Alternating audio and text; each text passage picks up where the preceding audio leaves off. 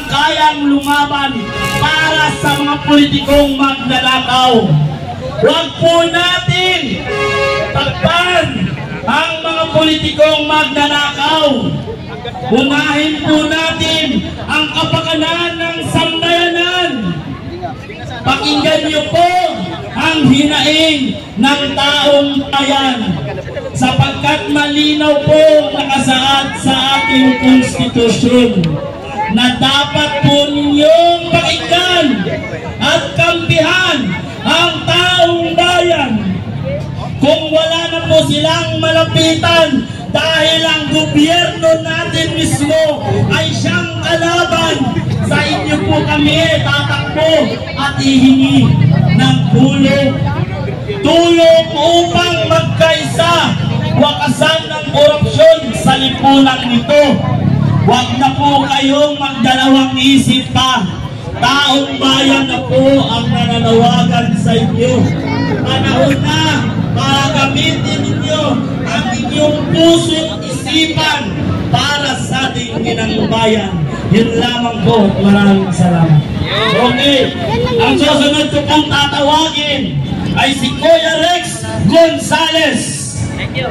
Kuya Rex, maaari na po kayong umakyat dito sa entablado upang marinig ang inyong hinaing para sa ating bayan laban sa mga magnanakaw. Magandang araw po ang bayan ng Pilipinas. Maraming salamat sa pagsuporta ninyo. Kinakatawan ko po ang ordinaryong manggagawang Pilipino. Kinakatawan ko din po ang mga riders group dito sa ating Pilipinas.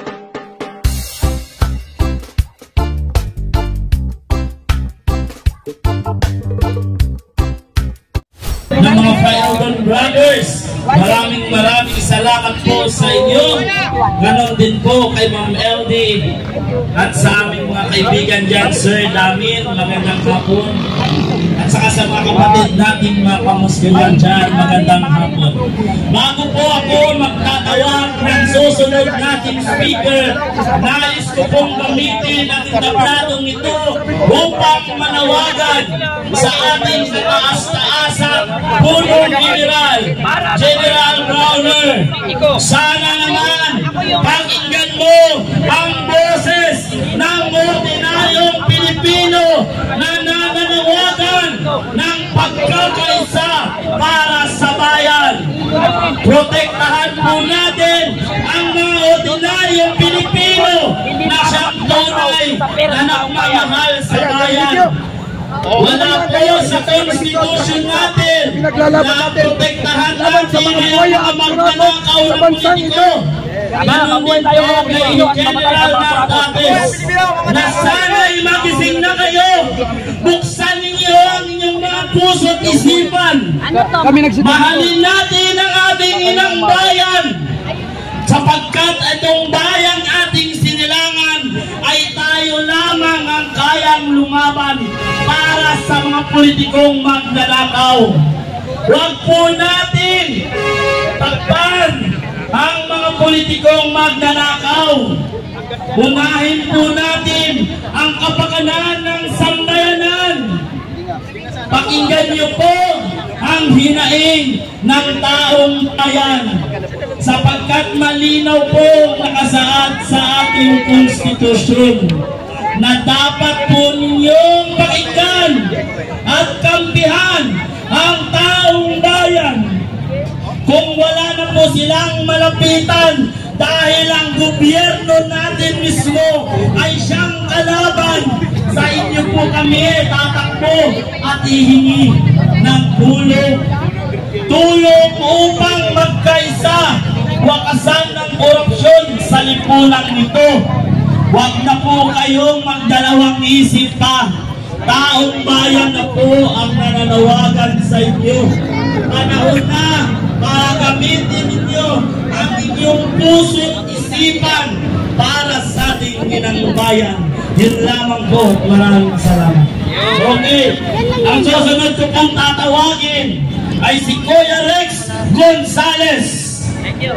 Kuya Rex, maaari na po kayong umakyat dito sa entablado upang marinig ang inyong hinaing para sa ating bayan laban sa mga magnanakaw.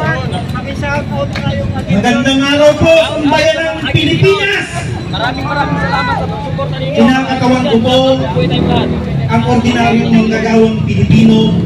Kinakatawan ko din po ang mga riders group dito sa ating Pilipinas. At DRS, DRP, DGRP, mabuhay po ang mga riders.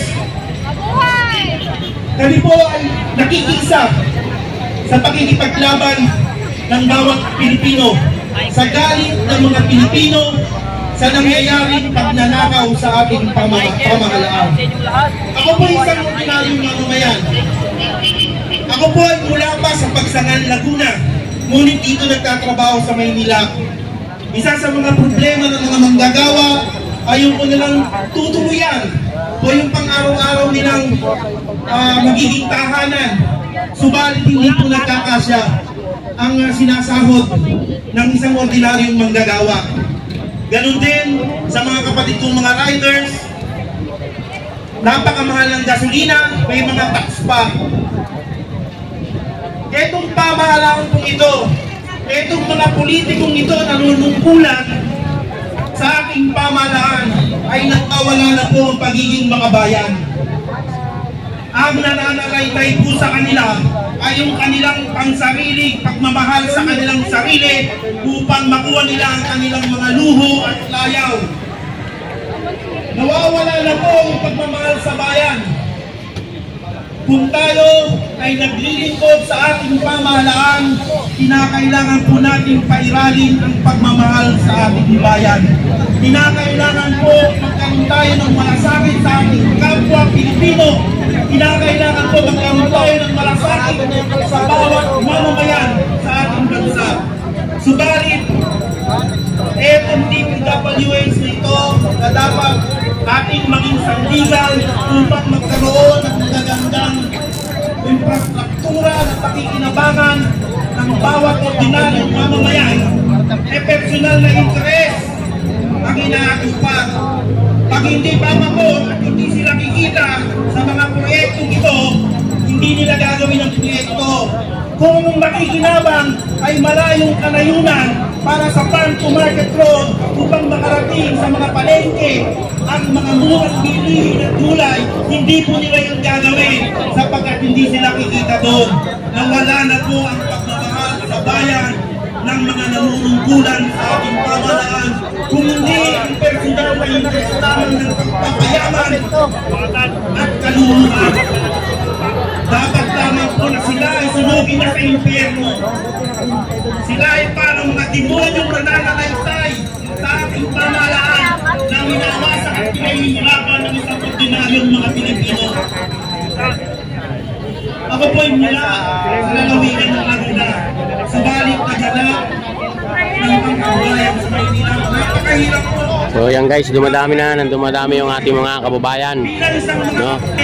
Para makiisa sa pagsasayos ng programang ito. And parami na po ng parami. Reblocking dito, reblocking doon. Doon ang dadali ng kanilang sinisilid sa kanilang pusa. Alam na po natin ang sarswelang nangyayari, ang nangyayari na ginagawa ng Pangulong nito. Panahon na po, kami po ay nananawagan na makaisa kayo sa laban ng isang ordinaryong mamamayan. Armed Forces of the Philippines, nakikiusap po kami sa inyo. Protektahan niyo po kaming ordinaryong Pilipino. Bongbong Marcos, nakikiusap din ako sa iyo.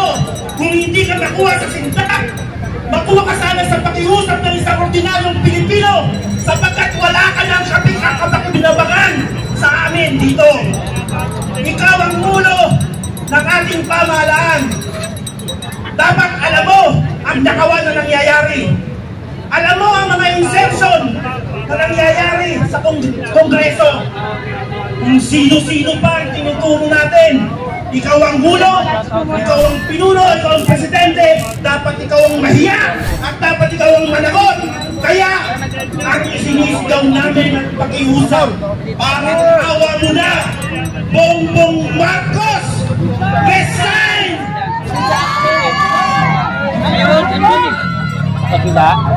Ipagsisigawan ko po, wala po naging personal na kapakinabangan si mga Duterte. Hindi po ako naging campaign leader, hindi po ako kasama sa mga organisasyon na sumusuporta o nakinabang sa pagiging vice at pagiging Pangulo ng Pangulong Duterte. Pero bakit po ako bilang isang ordinaryong mamamayan ay tumitindig at tumatayo sa kanya? Sapagkat nakita po namin ang kanyang pagiging makabayan at malasakit sa isang ordinaryong Pilipino na handang ipaglaban ang pinakamaliit na tao na mamamayan dito sa Pilipinas. May tunay na malasakit at tapang sa mga Pilipino. At itong tapang na ito ang dala ng magiging Pangulong Inday Sara Duterte. Lilinisin niya ang ating pamahalaan. Ako po'y mong pinabayaran. Hindi ko po kilala ang organizer nito. Subalit ako po'y kasama sa Duterte Group of Riders Philippines. Kami ang Kalarion Riders naman po. Subalit sumasama at sumisigaw sa galit ng isang ordinaryong mamamayan. Dahil talamak na, tama na, palitan na, Bongbong Marcos, nakikiusap kami sa'yo! Bongbong resign! Mabuhay ang manggagawang Pilipino! Mabuhay ang mga riders! Maraming salamat po. Okay, maraming salamat po, kapatid na Rex.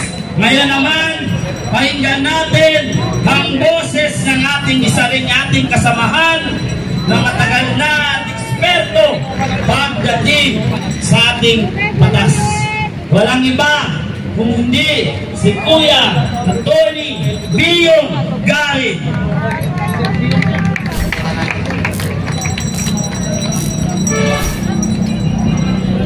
Maraming salamat.